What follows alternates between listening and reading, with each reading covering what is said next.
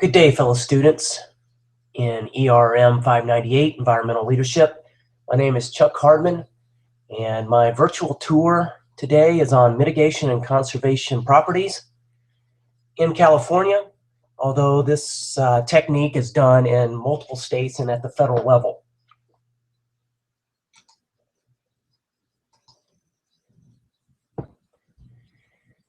About a month ago, so in the fall of 2015, I attended a wetlands summit, and this tour was part of the San Dieguito River watershed and wetlands. The summit was all about how to manage and maintain this mitigation property, and it's mainly the main owner of this mitigation property is Southern California Edison, SCE, due to the fact that they own most of the San Onofre nuclear generation station. And this is part of the mitigation that they have to do for the impacts that the San Onofre nuclear generation station does on its cooling water system, so the ocean water that it impacts. A similar topic is conservation properties. And in a previous semester, I went to took a tour of conservation properties. And so I'd like to also present that in this virtual tour. They are two different types of properties, but in California, they're managed by the same state agency, the California Department of Fish and Wildlife Services, which is the counterpart to the federal U.S. Fish and Wildlife Service, and they monitor and manage both. So I'm going to put two different tours together, basically, and you'll see that in the video later on in this segment. Today's agenda, this is basically what I'm going to talk about. I'm going to talk about the establishment of mitigation and conservation banking of mitigation properties and conservation properties in California. I'm going to define the difference, or show the difference between mitigation and conservation. I'm going to go over the different aspects and criteria for mitigation and conservation properties. And then I have examples of a mitigation property, that is the summit, the wetland summit that I went to. And then I also have, as I said earlier, from a previous tour that I took, a previous field trip, I have some examples of conservation properties. So that way we can see the difference between mitigation and conservation. And as I said, I have a few videos, so a few virtual tours to share with you. Establishment of mitigation and conservation banking of properties in California was established in approximately 1995, so the mid-90s. So it's been around for a little while, but it's listed, promulgated in the California Fish and Game Code, section 1797. And it basically just states that California has created the establishment of mitigation banks as well as conservation banks in order for companies that impact different areas, environmental impacts. This allows them to compensate for those impacts for like major projects. So we mentioned SONGS, or the San Onofre nuclear generation station earlier. That project, that generation station, that nuclear plant, it has impacts to the environment. And so Southern California Edison has to compensate for those impacts. And how do they do that? They mitigate the San Dieguito River watershed and wetlands area. And this is an ongoing mitigation and management property that they have to basically do into perpetuity. Okay, so basically conservation and mitigation banking in California is about compensating for the impacts to wetlands, threatened or endangered species, and other sensitive resources. What's the difference in the two? I told you that often these terms are used synonymously, but there is a difference, and it's based on the type of property. So conservation banks focus on threatened or endangered species, plants and or animals, and their habitat, while mitigation properties are basically wetlands related. So in layman's terms, if you had to know the difference between the two, Mitigation is wetlands related. Conservation properties are not wetlands related. And that's the easiest way to look at it. Now, not just any property can be a mitigation or conservation property. It's actually very difficult to be a mitigation, to qualify as a mitigation or a conservation property. So I will tell you that since it's so difficult to qualify, these properties are somewhat rare and very expensive. So once you find these properties, they are very expensive, and you have multiple major corporations and companies competing for these mitigation and conservation properties in order to be able to put together different major projects. So very expensive, but these are some of the aspects or criteria of mitigation or conservation properties. First of all, it has to, have wildlife and habitat factors, sometimes called values. So it has to have some kind of wildlife or habitat factors. Okay, it has to have fish or wildlife present. It has to have threatened or endangered species, whether it's plant or animal, present on these properties. If there are invasive species or otherwise non-native species, then that also is a factor. And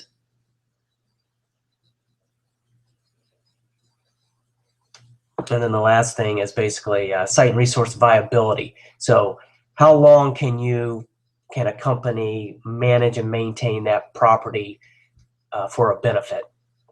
So if it's a smaller project, or excuse me, a smaller site, and it doesn't have much work to be done on it, then it will score less on this as a viable property. Landscape factors, there are landscape factors. I'll tell you that if you have multiple properties, small properties, you'll get a higher value if you have large properties and properties that are juxtapositioned or adjacent to other conservation lands. You'll see later in the video, one of the videos, the conservation properties video, you'll see that many of these properties are adjacent to the Cleveland National Forest. And so you get a lot more, this is like a scorecard. You get a lot more report card. You get a lot more value out of being next to other large properties that are either mitigation or conservation properties. So normally companies and corporations are looking for properties close to other parks and other mitigation or conservation lands. Another factor is the climate change factor, which can be both a positive effect on climate change, which in most cases is reducing or repelling climate change. Okay, and so if the property can be used to repel or slow down climate change, that will score a higher value.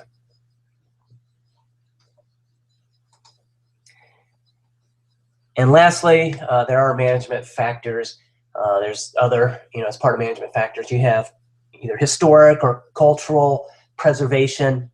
Out in California, there are a lot of Indian lands, and obviously anything to do with cultural resources is a big deal in California. So if any of this is present on any of these sites, that scores you a better score, gives you higher value. Also, the amount of modifications or improvements a company or corporation can make to that property for the betterment of the endangered or threatened species.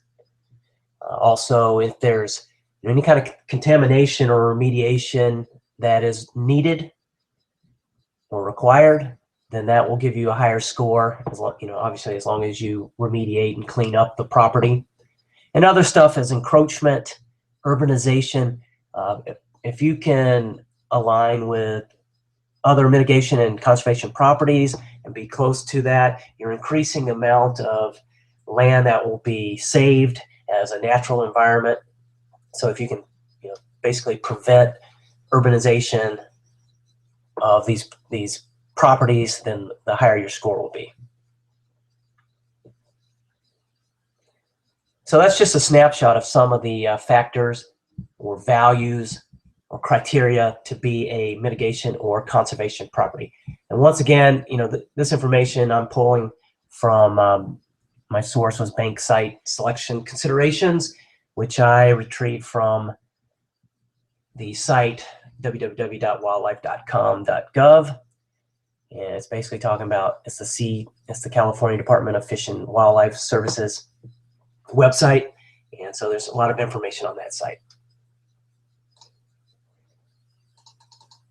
So now, without further ado, I want to talk about my example of a mitigation property, and this is the San Dieguito River Watershed and Wetlands, which that is the summit, the wetland summit that I went to. As part of that summit, they offered a tour, and they took us on a tour of the San Dieguito River Watershed and Wetlands. And I will share a video that I found that much better than any video that I could have recorded, from my tour. So I found a better video, so I'll show that at the end. But I want to talk a little bit about this project. So the San Dieguito River Watershed and Wetlands area is in between the city of Del Mar, which is north of San Diego, just north of San Diego, along the coast, and as I said, just north of San Diego. And so it's almost on the border between the two cities. There's a lot of time elapsed over this project just to get it started. So it was over 10 years of planning and permitting just to get to construction phase. Construction took a couple years, so it was almost 15 years just to get to what you'll see in the video, just to get to where we are today. The land itself was about 150 acres. Coming down from the San Dieguito River and into its watershed and into the wetlands. It's about 150 acres total, and it's basically coastal lowlands, if you will, along the coast, and it discharges into the Del Mar Beach, basically. So what were some of the actions? We talked about criteria for mitigation lands earlier. So these were some of the specific actions associated with the project. One of the actions was restore tidal wetlands area. They also constructed berms and drainage to allow better protection of slopes, prevent erosion. They vegetated some of the dredged areas. They constructed nesting sites. They improved beach access along the river from the Camino del Mar Street, and they excavated. This was actually a major process here. They excavated the river inlet channel just to maintain tidal exchange.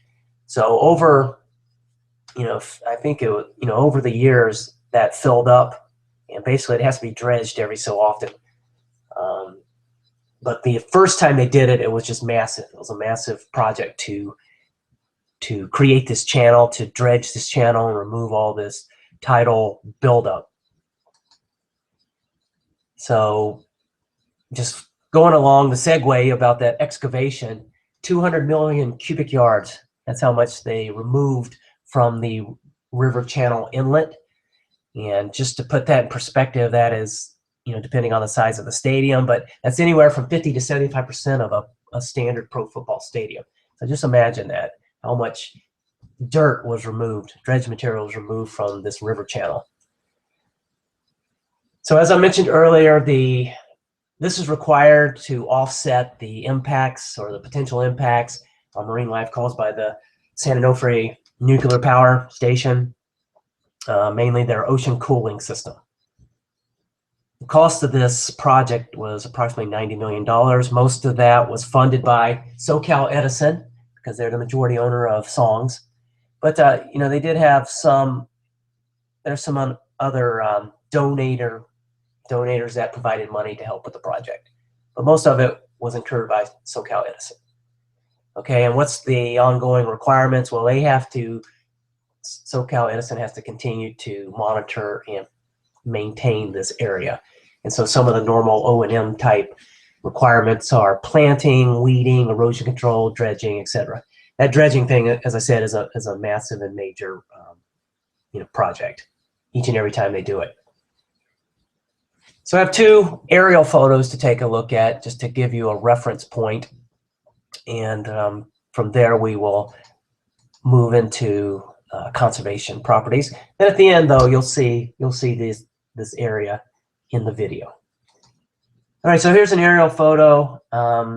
As you quickly look at it, you can see the actual San Dieguito River is the dark thing coming from the top right and ending in about the middle left. In the left upper quadrant, you can see the Del Mar Racetrack and Fairgrounds. This is where the summit was held. Okay, and then afterward, we went and toured the San Dieguito Wetlands Project area, which is just on the other side of that highway. That's what's dissecting the middle of the slide here, or the aerial photo, is Interstate 5. It almost runs north to south. Okay, so just on the east side of Interstate 5, toward the beginning of the San Dieguito River area, that is where the museum is for this project, and that's where the tour was and began. In the next photo, you will see the actual work that was done as part of the project. So you have the river itself, the watershed from the river, and then closer to, on the west side of the Interstate 5, as you get closer to the beach area, you have the wetlands area. Okay, and that's where they created habitat for a lot of the waterfowl and fish and wildlife that inhabit wetlands areas.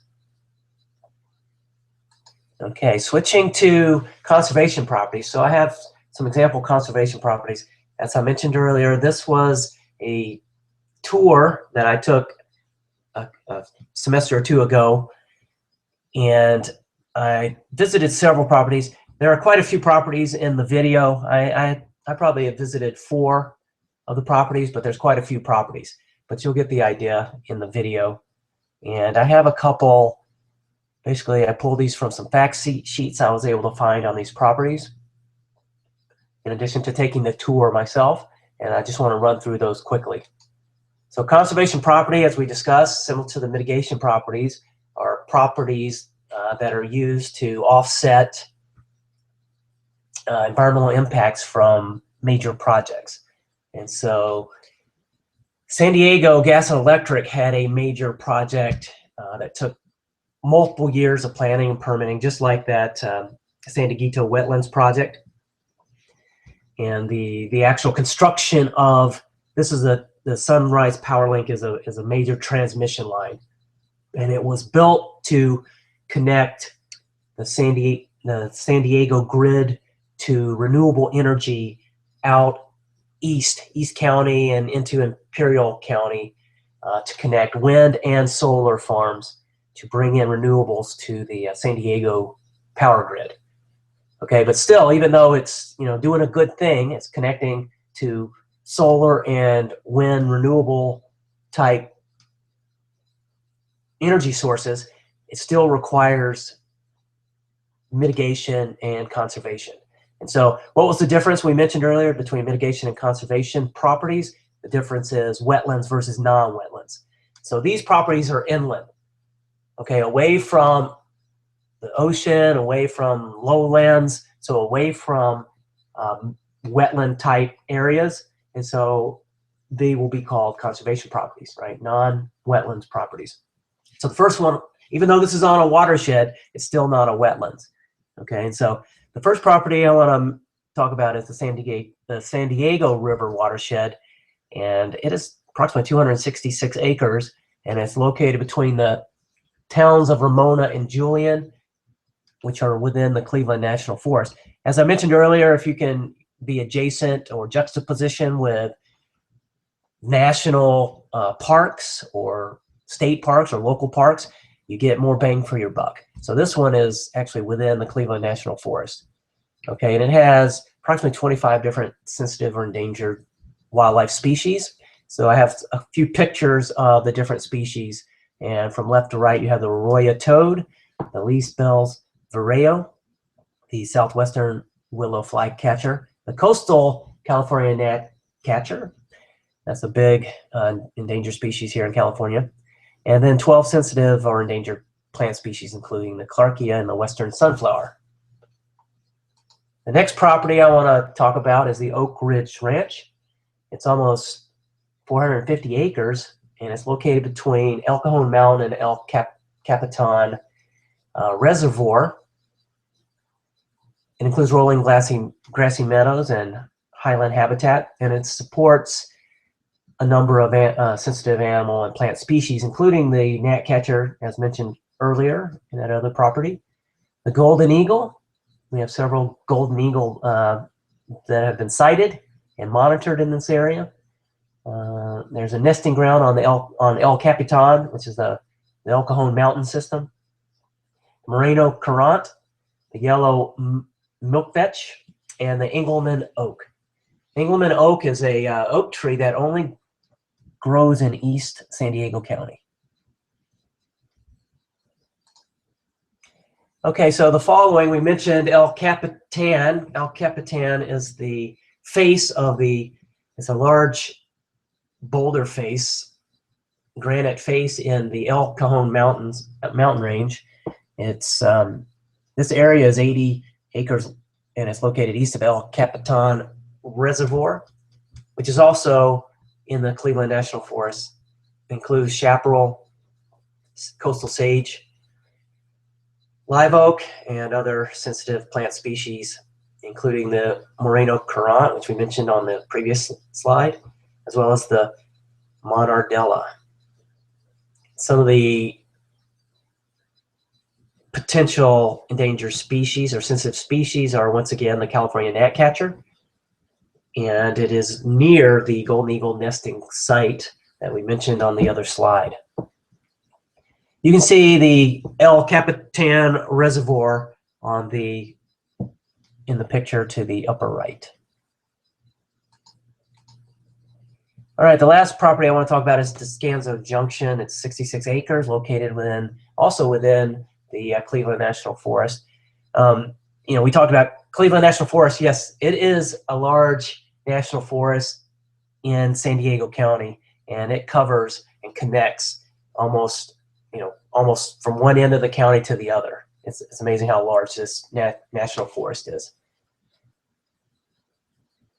All right, so this is going out toward East County, moving toward Imperial County, so way out east.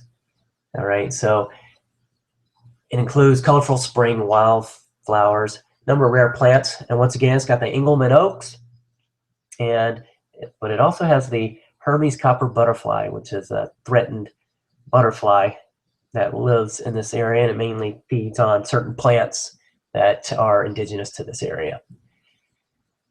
All right, and then out East County, not much water out here, so this is an important water source. It actually has the largest watershed in this area, the Sweetwater River watershed, and eventually flows to the Sweetwater River.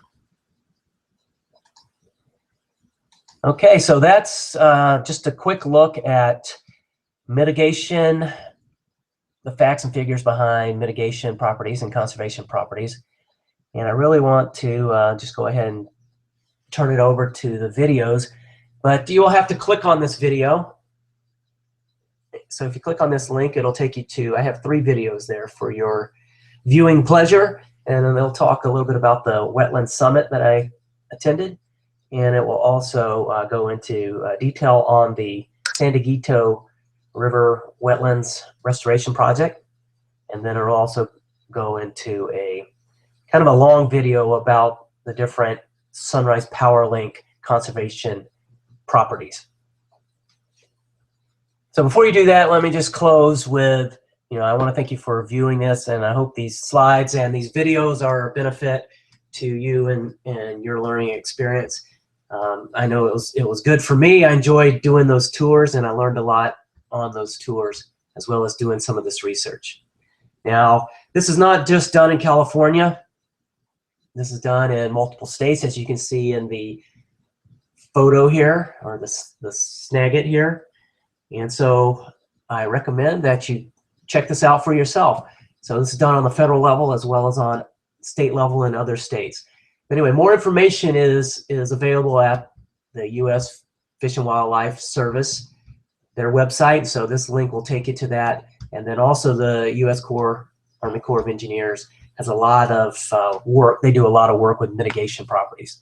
So these are two good websites, two good sources to learn more about mitigation and conservation properties in banking. So the banking we talked about, I don't want to confuse everybody. Banking and properties is really a bank that owns these properties. Okay, so a bank of properties. That's the collateral. Okay, and you saw on the slides I had sources and references at the bottom of the slides, but here's my final sources and references.